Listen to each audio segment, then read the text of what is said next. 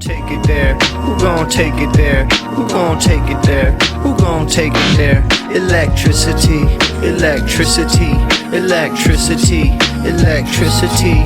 You know what's in the air. You know what's in the air. You know what's in the air. You know what's in the air. It's possibility. It's possibility. It's possibility. It's possibility. So Zohran Mamdani, the socialist candidate for mayor in New York, appears to be closing the gap with Andrew Cuomo, who is the front runner of the race currently. This is the Democratic primary that we're talking about. So there's a whole process to this election that goes even beyond this primary, and we'll get to that because Zohran has a very uphill battle ahead of him. And, you know, he's hitting some road bumps in this primary campaign as well, expected road bumps over Israel and attacks of him being a socialist and not being experienced and that sort of thing. So these are the obvious political issues that he was going to have to deal with, and they're being lobbed at him in a very, predictable way that's meant to damage his campaign and meant to kill his momentum. He has a ton of momentum because any candidate who is seriously and energetically campaigning on an economic message, a message of making the economic system of America work better for working people and average people, from the perspective of somebody who can't be bought by the current, powers that be and the economic interests that control politics, that everybody has the subconscious sense controls our politics. People across vast, masses, swaths of society don't necessarily agree on who the target is, who the people making our society worse. Some people are bigoted about it. Some people focus on billionaires. Some people, focus on Democrats, whatever. But everybody has the sort of sense in their mind that there's somebody who is in control, somebody who's in power, who's using their wealth and using their power to rig the system against us, the little guy. And so, is that a simplistic worldview? Yes. And people have varying shades of what exactly that looks like and to what detail they can describe the systems of power that control, especially politics. But everybody knows that politics is controlled by money. And it's just a matter of, where people's individual focus is in terms of, who to go after, who to target. Is it George Soros? Is it Elon Musk? Whatever. So while it is, from a starting point, a popular message to run on the idea that I'm an outsider and I see the problems that all of us see, and I'm going to do everything that I can to make this society work better for the little guy. That's a popular message, but there are many things that come up along the way that knock a person like that off the balance towards winning. There are many challenges towards getting a candidate like that across the finish line. And we've seen this with Bernie Sanders. We've seen this with other progressives that have ran across the country. Another problem that happens is these super progressives and people who are champions of the progressive cause, they run and they win like John Fetterman, and then they switch, or Kirsten Sinema. And so it is tough to discern who is an honest fighter for the people and who is sort of just using that because they know it's politically convenient. But I think that Zohran is the real deal. I mean, he comes from DSA, and the question for me with Zohran is not, is he honest about what he believes? The question is, how good of a job would he do? But I think that's secondary to the idea that he needs to win, and basically all hands on deck, all support that can possibly be thrown his way needs to be done so, because he is a viable candidate. He has a real shot of winning. And the challenge with this race, aside from the fact that Andrew Cuomo decided to jump back into politics using the mayoral race, so he has the name recognition, and I think we are in a time where a lot of people are going to be susceptible to the message that whatever, Andrew Cuomo was canceled and it was unfair, and so he should get another shot, or that the stuff that he got quote unquote canceled for was not disqualifying, it was just like some stuff he was wrapped up in or whatever. And many people out there might not recognize or remember the scope of crookedness and debauchery that Andrew Cuomo was involved with. And we've already had this when it comes to New York mayors. Every New York mayor is some kind of, spectacular, maybe spectacular failure is too strong of a word, but it's a hard job, and it's a job that tends to be won by people with, interesting characters. And so I think that leads to a lot of bombast in the media, and Zohran presents an interesting opportunity because he's not really that type of guy. The question is somebody like Andrew Cuomo, who is more that type of guy, is that the person who's going to be able to communicate to New Yorkers on a broad level, or even just enough in the Democratic primary to pull it out? So in the primaries, probably where Andrew Cuomo is the most vulnerable. And so that's why this is a very important moment in this race. The reason why this is uphill for Zohran in a way that it's not uphill for the other candidates is that, first of all, Eric Adams already dropped out as a Democrat. And so he's going to do the race independent, meaning that he's not involved in this primary race at all, and that he is only going to be participating in the general election. So he's skipping all of this. And there's also concern that Andrew Cuomo could do the same thing, that if he loses this Democratic primary, that he has the resources to also just run as an independent and still be in the general election. So that would mean that Zohran has to beat Andrew Cuomo and his name recognition twice. And it's not for sure that Andrew Cuomo is going to do that, but he could. But even if he doesn't, once Zohran defeats Andrew Cuomo, he would then have to go up against Eric Adams at the next iteration of the election.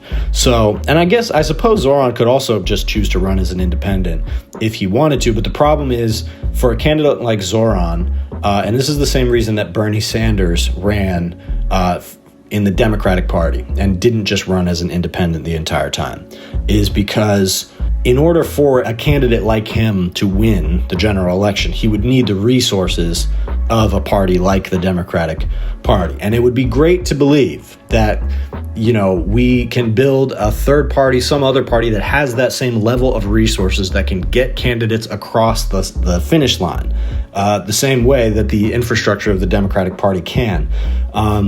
But right now that just doesn't exist. And I'd like to imagine a world where we can do that, because I think there are many, many, many people out there who would prefer to vote for a third party than one of the two that exists. But the reality is, any candidate right now who wants to actually see themselves winning a race, probably the most viable way to do it is within the Democratic Party, at least if you're in Zohran's position.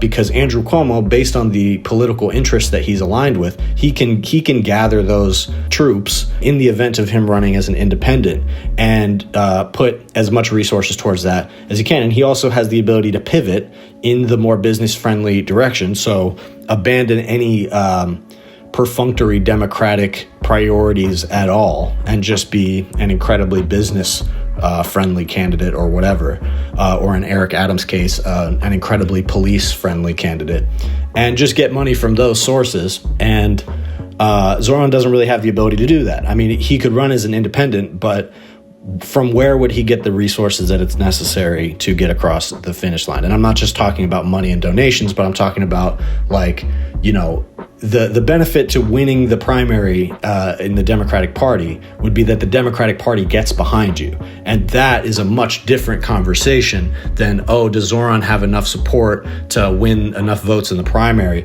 Once he wins the primary and he's the candidate, now he is he's the one with D next to his name. So the fact that he's a socialist might be a liability in some cases, where there might be some people who would rather vote for an independent, but probably not. They're probably going to go for the Democrat, especially when their other options are Andrew Cuomo and Eric Adams and some Republican. So New York is ranked choice voting, and the strategy for the progressives is to leave Andrew Cuomo off the ballot completely, because the way ranked choice voting works is that everybody lists a number of candidates, and then if the person that you voted for at the top of your ballot gets knocked out early because they don't have enough votes, say you voted for one of the smaller candidates than Zohran Mamdani, and then they lose early, they don't have enough votes to win, so then your vote would get applied to whoever your next choice is. And basically the election is counted in several rounds like that until people are systematically knocked out of the running, and then whoever gets the highest aggregate of votes across ballots, that's the person who wins. So it's a better choice for elections going forward. It might be a little bit messy to institute something like that on the national level, but I think it's necessary. It's clearly preferable to what we have now because it allows for more choice, and it would allow for more third party and just more interesting candidates. But regardless, the strategy here is to leave Cuomo off the ballot, and obviously rank Zohran as your number one choice. So if you're in New York, you should do that. You should canvass for Zohran. He's doing a lot of really good phone banking and door knocking and just old-fashioned campaigning that I think really centers the idea that people want you to talk to them about an economic policy that is going to be helpful to them, and that also you can explain to them why it's going to work. And, we'll see if that's enough to carry Zohran across the finish line. Like I said, he's coming up against some different obstacles. The main one being, again, an expected, essentially, smear, I believe from Politico, where they published that he's anti-Semitic, that he missed a vote on like Holocaust remembrance or something like that as a city council member, like he's, supports the Holocaust or something because he supports Palestine. It's insane. It's a smear. They know it's a smear. It's the most cynical thing in the world. Equating those two things, equating support for Palestine with being somebody who, supports the Holocaust or is even on the level of like Holocaust denial or, casual anti-Semitism, like there's any connection between those two things is the most cynical thing in the world. But there is power right now to the idea that anti-Semitism and anti-Semitic attacks are rising in New York. You hear this a lot, and there is truth to it because there's a lot of anti-Semitism out there in the world. And so Zohran, as a politician, has to be able to balance support for Palestine with distancing himself from that, because unfortunately there are a lot of voters who are going to associate being anti-Israel with being the type of candidate who might make anti-Semitism or anti-Semitic attacks worse. And how to separate ourselves from that as leftists is an important thing to consider, most especially when running for office. I don't think that the average person should walk around apologizing for saying free Palestine. But Zohran Mamdani has basically been backed into a corner where he said that he supports Israel's right to exist as a state.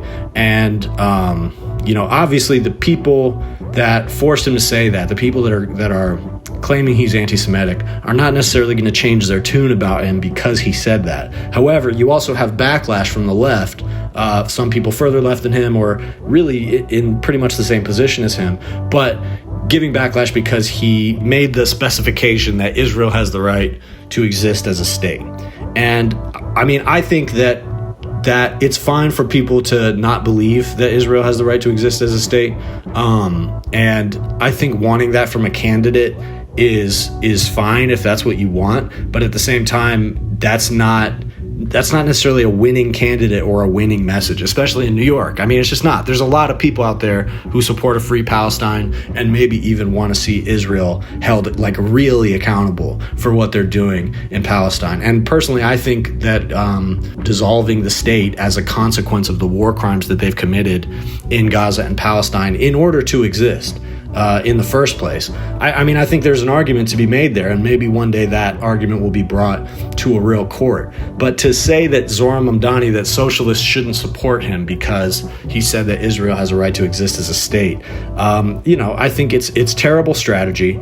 It's just non-political. He's a politician, so he has to split the difference on this stuff, and he has to find a viable position that's going to allow him to get elected.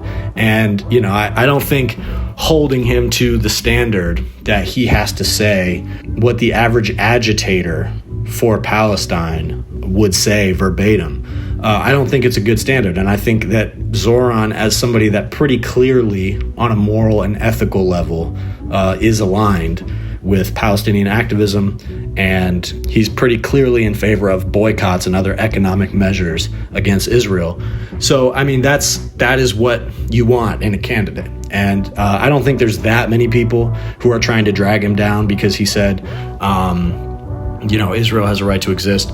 But it is a thing that came up. And I think that anybody who finds himself in that position of being disillusioned or feeling that Zohran is not worth supporting because he kind of split the difference on that, you just got to consider that that's a very convenient position for the opposition of Zohran and everything he believes in. That's a very convenient position for his base to be taking.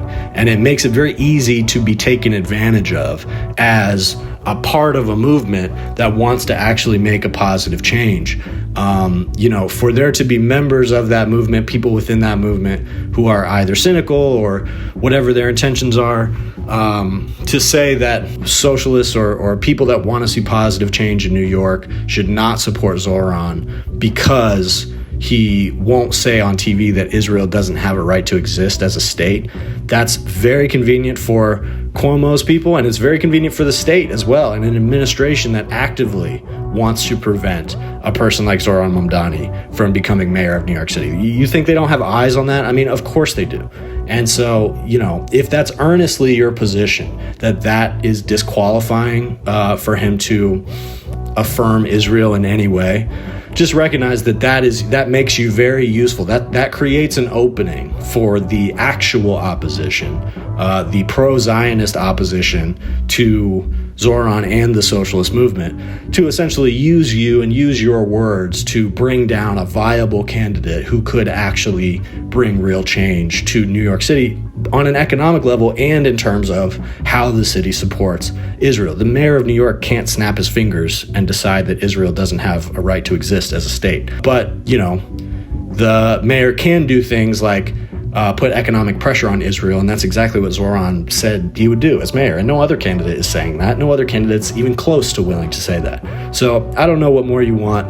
Zohran still needs our support. He's doing well in the polls. Andrew Cuomo is at like 30-something, and Zohran is 10 points behind. And again, this is the Democratic primary in New York that we're talking about. They're going to do some debates, I believe. We'll see how that goes. If Andrew Cuomo shows up, he might feel that he doesn't need to show up because he's ahead of everybody. But Zohran's closing the gap. And so I think that means that he has to show up. And Zohran he's good on his feet, man. And he's good. He's a good talker. So we'll see what he's like in a debate setting, and if he can keep this momentum going. And yeah, I'll keep you guys updated. If you like this video, please like and subscribe. And if you really want to support, consider becoming a member. That's the best way to support this channel. I'm posting different kinds of exclusive content there, like podcasts that don't make it to the main channel. Also music. I've got a new EP out right now called Dead Internet Theory, which is now available on all platforms, and that was available first for members only. I also re-released a previous EP called Spaceman Spliff. That's available now on the main channel with a bonus track included, and that was also available first for members only. So if you're interested in early access to music and other things like that, go ahead and become a member. And if there's other types of content that you'd like to see as exclusive content, let me know and we'll figure some things out.